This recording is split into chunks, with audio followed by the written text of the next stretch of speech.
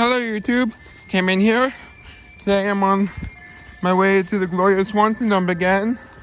Yep, looking forward to it. Had some good success last time.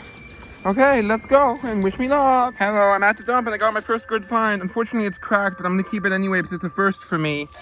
It's a Mason's patent, number 30 of 1858. Unfortunately it has a crack, a bad one, and a lip chip, but I'm probably gonna keep it anyway. It's the first for me, unless I find a better condition one. Yay! Let's keep digging. Some good finds. First, sorry I'm exhausted, so I'm a bit slow. An Alice Easy Seal, I already have one, so that's going for selling. But this is a really good canning jar.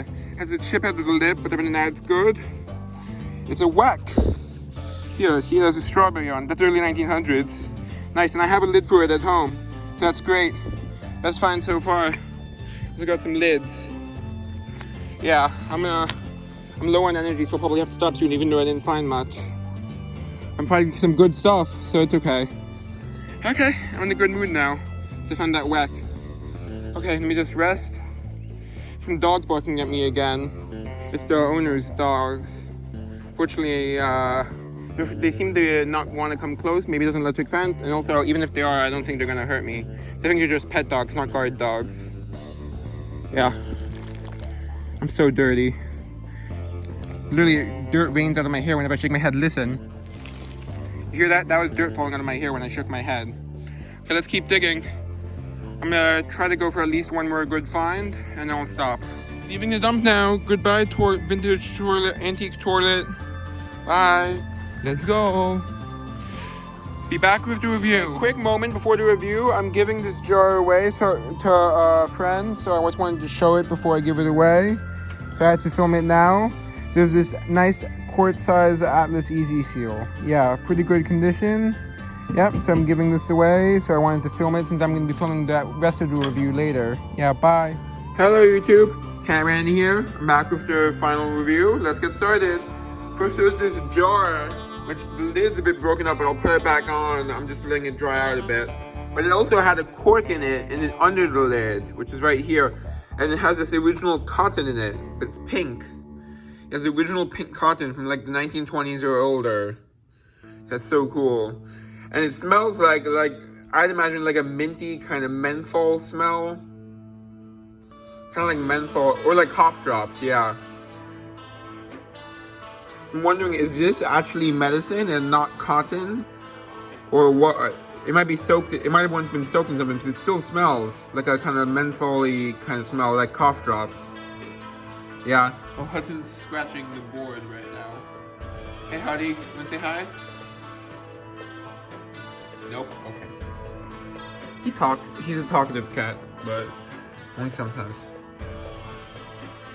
And so that's cool. It survived and it's so clean. That's because of the cork in it. And the screw top is a bit messed up, but unfortunately no brand name on it, so I won't be able to identify exactly what it is. Let me know if anyone has any idea though. Let me know if you have an idea. There's this plate, would have been nice. I found a ton, and I mean a ton of pieces of these plates in the dump. This is the closest one to hold so far. And normally I wouldn't take something this broken, but it's a really cool plate, and it's hand painted. I know that because there's the mark on the back, and the other ones I found had different marks too, which is weird, and slightly different design. Before I get any further, I just wanted to say, unfortunately, my brother stepped on it and broke it, and in the process, he also broke the 1858 jar. The 1858 Mason. Yeah, so I'm sad about that. But still, look, it's Quimper, France. I'll have to research that and see if it's worth saving. It definitely looks hand-painted. Well done, but still hand-painted. I don't know yet if I'm keeping that. And there's this beautiful jar with a ton of air bubbles. It's actually more visible when I hold it up to the light, so I'll take you out. Actually, no, it's not bright enough outside yet. So it's a bit early in the morning for it to be bright enough to demonstrate that. But it has some really beautiful bubbles. It's like a paste jar, possibly English. Partially based on how bubbly it is. It's in pretty much mint condition. It's beautiful. Fortunately unembossed, unfortunately, but still nice find. Then I got, this is the third one of these I've ever, actually no, it's the fourth one of these I've ever dug. but it's in decent shape mostly. And it has the original lid, the pate jar from France. I've dug a few of these, and I've also dug a... How did an ant get on it? There's an ant on it, but don't worry, it's not like there's ants inside or something. How would that even happen? I cleaned out the inside. But unfortunately, it's missing the lion that would have been on this side, because normally there's a lion on both sides. But the lions are not too well attached. I've had one where the lion fell off before and I had to glue it back on. So they're not super secure. Yeah, so that's why it's missing. But it was missing when I dug it, I think. And you can tell because there's dirt there. So, well, it won't be going into my collection if I have one in that has both lions. Okay, sorry, I just need to take a breath. And this would have been really cool, but it's super cracked up. Crack there, and then crack there, and some chips. The crack goes almost all the way through, so I have to be very careful. But the reason I might keep it anyway is it's a Mason's patent, an 1858 patent, which I know it's still not that high value of a jar in this condition, but it's the first one of the 1858 patents I've ever dug, so I want to keep it as like a placeholder until I dig a better condition one. So now I know there's a chance of digging a good condition one in the dump if there's a poor condition one in it. Yeah, not sure how old this one is, probably early 1900s to 19...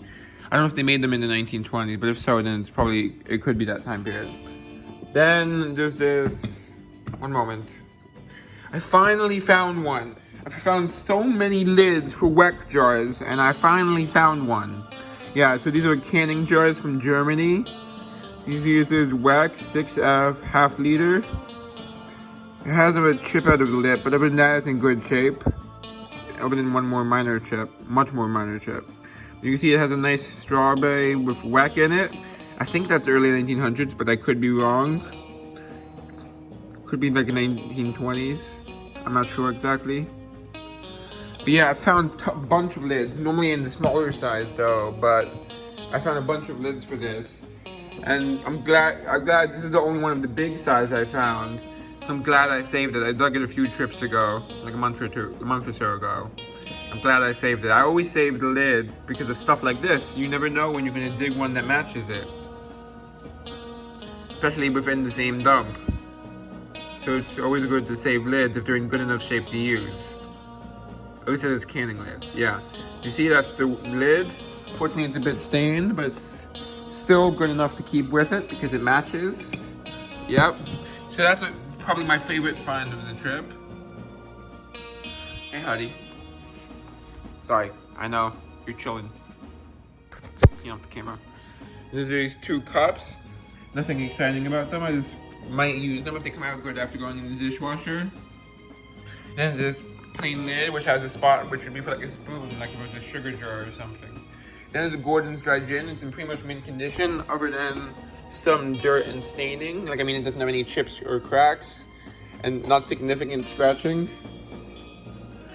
But the thing is, I already have one in better condition as part of the paper label. So this one's just gonna be for selling. Yeah. I'll show the one with the part of the paper label now. Yep, pretty nice. And then, yep. I mean, that's cool, it has a head on the bottom, a boar's head. I wanted to quickly show that. Some of them are more detailed than others, depending on the exact bottle.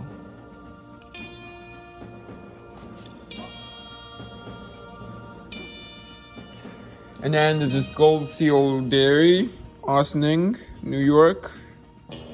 I dug two of these, but they both have serious cracks in them. This one's not too bad, it just has some bad bruising. No cracks, actually, at least not that I see, but it has some serious bruising.